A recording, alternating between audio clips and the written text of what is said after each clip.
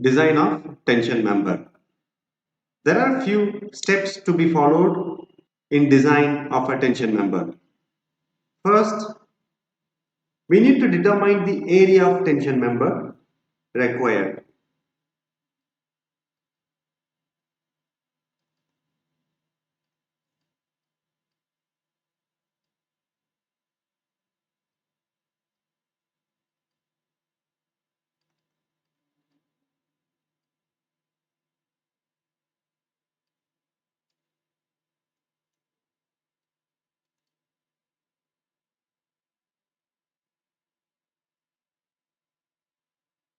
So how we select the area of tension member required?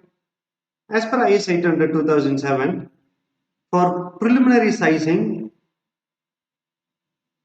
TDN, which is equal to alpha net area ultimate tensile stress upon partial safety factor gamma m1. We know that gamma m1 is 1.25, which is given in table number 5. TDN is the design strength. So whatever the load given, we need to substitute here. We need to find the area required to withstand this load, TDN, which is equal to alpha net area of tension member required, ultimate tensile stress of the material upon gamma m1. Now this is the load for which we need to know how much area required, and Fu is the ultimate tensile stress of a material. Predominantly we use mild steel as a structural steel, so Fu for Fe 410 grade mild steel is 410 Newton upon mm square, and the gamma m1 is partial safety factor of material 1.25. The alpha can be taken as 0.6 if we use one or two bolts in the connection, or it can be taken as a 0.7 for 3 bolts, or it can be taken as 0.8 for 4 or more bolts along the length of end connection. So whatever the member we are designing, we need to connect with the other member in the end. Initially, we don't know about the number of bolts required in a connection. So we'll take 0.8. So nothing wrong if you take even 0.7 or 0.6. Now we'll take alpha as 0.8. Factor equal to alpha 0.8 net area required ultimate tensile stress upon partial safety factor. Here the only unknown is area. So to withstand the applied factor load, what is the area of tension member required? So that is the first step. Second step is, so we know the area required. Now we need to choose a section which has the required area. Selection of suitable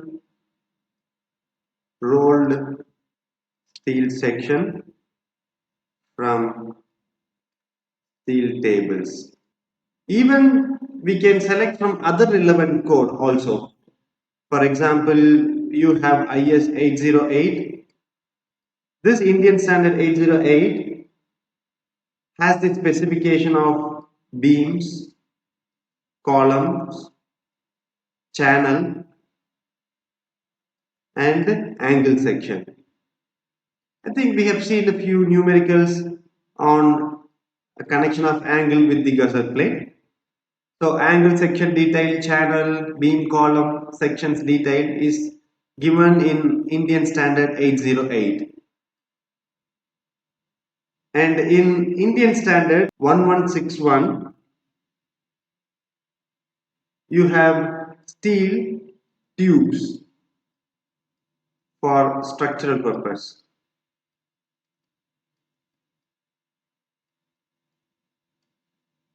So the circular steel tubes, those properties and specification is given in Indian standard 1161. And finally, we have IS 4923, where we have hollow steel sections. So you can refer even these codes to select a member. So whatever the member you are selecting, the area has to be at least equal to the area required.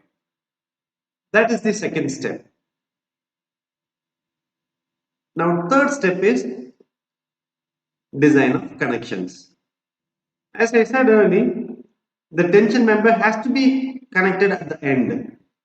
So once you have selected the tension member, you need to design the connection. Connection we can do in two ways. One is bolted connection, or you can go for welded connection. Once the connection is done, now we need to check the tension member. Again, let me explain from the beginning. First, we have calculated what is the area to withstand the given load. Then, from steel tables or relevant Indian standard code, what section has to be used. That is the second step. So, selection of section. So again, see, I have a picture here. This is the gusset plate, and this is the angle. So now this is the tension member. See, here I have selected angle section, but you can even select a channel section which has the equivalent area required AN, or you can select rectangular hollow section or square hollow section or even circular hollow section, or even you can select a plate to withstand the given load. There is no hard and fast rule in selecting the members. Then third, once you have selected a tension member, now you need to design the connection. Whether you are going for a bolt connection or weld connection, you need to design it. So how many number of bolts required? Suppose if I go for a bolt, do I need 4 bolts, and do I need to arrange like this or chain pattern or diamond pattern? Or if I go for a weld, what is the length of weld required? Now, is the weld on the side is enough, or do I need to provide even the end weld also? See, everything is depends on the design engineer. The detailing can be of any form. So third is design of connection.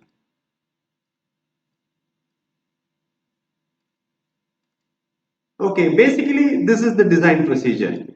But what we did is we have calculated area required to withstand the applied load. Then we have selected the member which has the same area, and we have done the connection. But you need to check the strength of tension member, because when you go for a bolted connection, what happens to the area of the tension member? If you put a hole to connect a member with the gusset plate, then there is an area loss in the cross section of tension member. So there are so many bolt holes are there in the member. So we need to check the strength of tension member in the end. So that is the last step.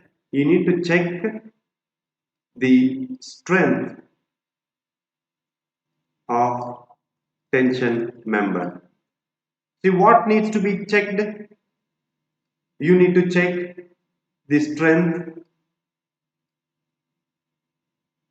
in gross yielding,